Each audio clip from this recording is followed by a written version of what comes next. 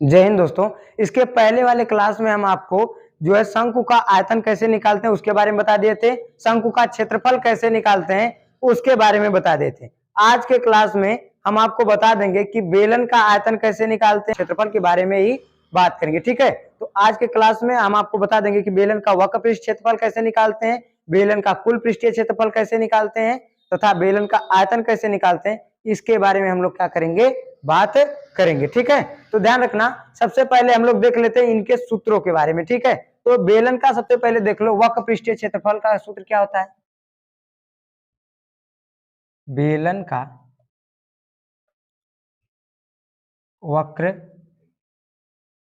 पृष्ठीय क्षेत्रफल बराबर क्या होता है, तो जब हम बेलन का वक्र पृष्ठीय क्षेत्रफल निकालते हैं तो वो क्या आता है, 2 पाई आर एच। ध्यान रखना, बेलन के वक्र पृष्ठीय क्षेत्रफल का जो सूत्र होता है वो क्या होता है, 2 पाई आर एच। ठीक है ना, कोई दिक्कत। अब देख लेते हैं हम लोग, बेलन का कुल पृष्ठीय क्षेत्रफल बराबर का कुल पृष्ठीय क्षेत्रफल बराबर क्या होता है, तो पाई आर कोष्टक में आर प्लस एच। बेलन का जो कुल पृष्ठीय क्षेत्रफल बराबर क्या होता है, वो क्या होता है, पाई आर प्लस कोष्टक में आर प्लस एच। बेलन का कुल पृष्ठीय क्षेत्रफल किसके बराबर होता है, ध्यान रखना, पाई आर कोष्टक में आर प्लस एच। ठीक है, इसी के साथ साथ ध्यान रखना, बेलन का आयतन, तो जो बेलन का ध्यान रखना क्या होता है, आयतन, तो बेलन का आयतन बराबर होता है पाई आर स्क्वायर एच। ठीक, बेलन का जो आयतन होता है वो क्या होता है, पाई आर स्क्वायर एच। इस सूत्र से ध्यान रखना हम लोग क्या निकाल लेते हैं, एक मिनट, हाँ, इस सूत्र से ध्यान रखना हम लोग क्या निकाल लेते हैं, बेलन का आयतन। तीनों सूत्र आपको हम बता दिए। ठीक है, पहला सूत्र ध्यान रखना, बेलन का वक्र पृष्ठीय क्षेत्रफल क्या होता है, 2 पाई आर एच। बेलन का कुल पृष्ठीय क्षेत्रफल क्या होता है, पाई आर कोष्टक में आर प्लस एच। बेलन का आयतन क्या होता है, पाई आर स्क्वायर एच। इन सूत्रों का ही उपयोग करके, इन तीनों सूत्रों का उपयोग करके हम लोग इस टॉपिक के क्या करेंगे, हर एक सवाल को लगा सकते हैं, कोई दिक्कत नहीं है ना। अब देख लेते हैं हम लोग इनके क्वेश्चन को देख लेते हैं। अब देखो यहाँ पे क्या कह रहा है क्वेश्चन, एक बेलनाकार टंकी की त्रिज्या कितना है, 15 सेंटीमीटर। जो बेलनाकार टंकी है उसकी त्रिज्या कितनी है, 15 सेंटीमीटर, तथा ऊंचाई कितनी है, ध्यान रखना, 49 सेंटीमीटर। जो बेलनाकार टंकी है उसकी त्रिज्या है 15 सेंटीमीटर, ऊंचाई है 49 सेंटीमीटर। उसका वक्र पृष्ठीय क्षेत्रफल और उसका कुल पृष्ठीय क्षेत्रफल हमें क्या करना है, ज्ञात करना है। ध्यान रखना, हमें क्वेश्चन क्या क्या दे रखा है, तो ध्यान रखना, ऊंचाई त्रिज्या कितना दे रखा है, टंकी की त्रिज्या यानी आर बराबर कितना दिया है, 15 सेंटीमीटर। ऊंचाई एच बराबर कितना दे रखा है, 49 सेंटीमीटर। हमें क्या ज्ञात करना है, वक्र पृष्ठीय क्षेत्रफल, पृष्ठीय क्षेत्रफल, और क्या ज्ञात करना है, कुल पृष्ठीय क्षेत्रफल। यही दो चीजें हमें इस क्वेश्चन से ज्ञात करनी है ना। अब देखो बहुत आराम से कैसे ज्ञात कर लेंगे, अब ध्यान रखना, लिखेंगे पहले वक्र पृष्ठीय निकालना है ना, तो लिखेंगे बेलन का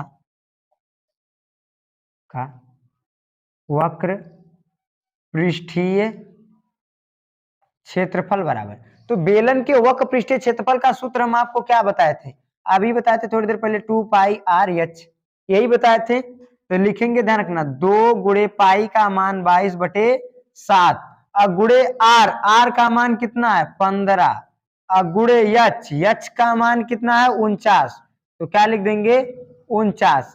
काटेंगे, देखो 7 एक कम, 7 7 सते 49। अब क्या हो जाएगा, इसका इसमें गुणा करेंगे तो क्या आ जाएगा, 22 दूनी क्या आ जाएगा, 44, 22 दूनी 44, और गुणे 15 गुणे 7, कोई दिक्कत नहीं है ना। अब देखो इनका इनका गुणा करेंगे जब, ठीक है, तो इसका इसमें गुणा करेंगे, तो देखो इतने का गुणा कर लेते, ढेर गुणा हो जाएगा तो दिक्कत होगा।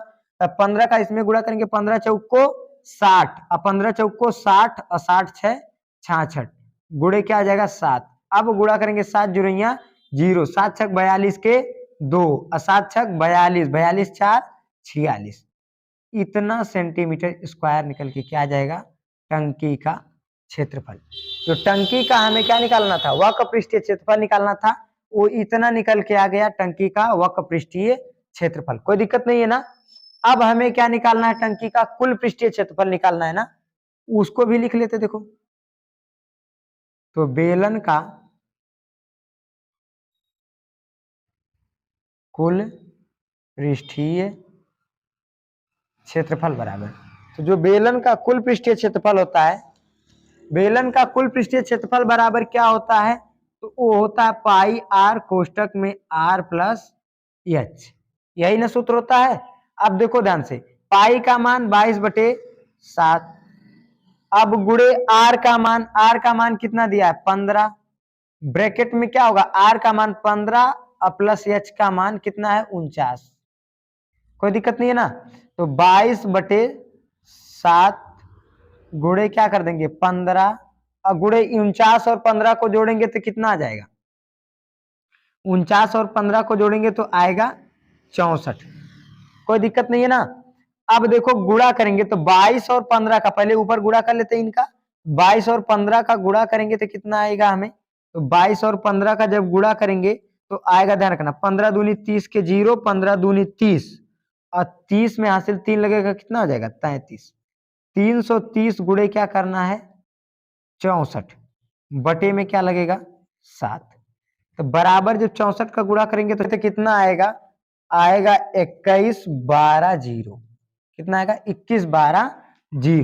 अब ध्यान रखना नीचे 7 है तो 7, अब इतना सेंटीमीटर स्क्वायर हम लोग क्या लिख देंगे इसका आंसर।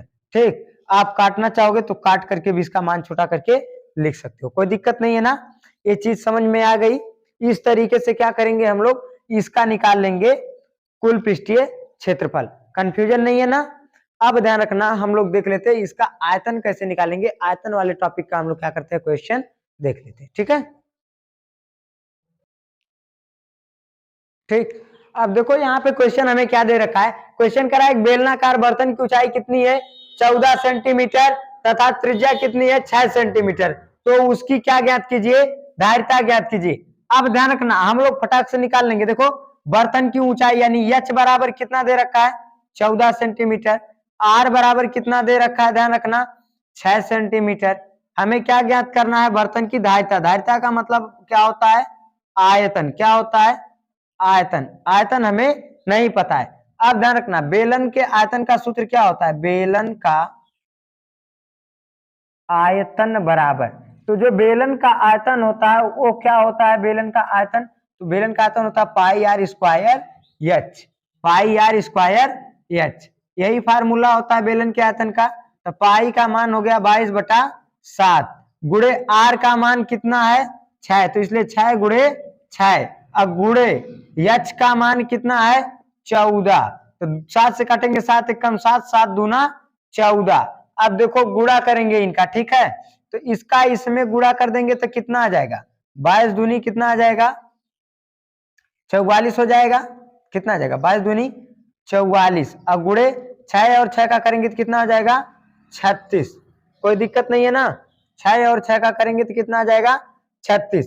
अब देखो इन दोनों का जब हम लोग गुणा करेंगे तो कितना निकल के आ जाएगा, इनका गुणा करेंगे तो 1584 सेंटीमीटर क्यूब, क्या निकल के आ जाएगा 1584 सेंटीमीटर क्यूब। तो इस तरीके से ध्यान रखना, बेलन का हम लोग क्या निकाल लेंगे आयतन निकाल लेंगे, बेलन का जो क्षेत्रफल कैसे निकालते हैं उसको भी आपको बता दिए, बेलन का जो है कुल पृष्ठीय क्षेत्रफल कैसे निकालते हैं उसको भी बता दिए, सब चीजें आपको बढ़िया से समझा दिए, कोई दिक्कत नहीं है ना। आशा करते हैं ये सारी चीजें आपको समझ में आई होंगी। अब मिलेंगे नेक्स्ट वीडियो में, तब तक के लिए जय।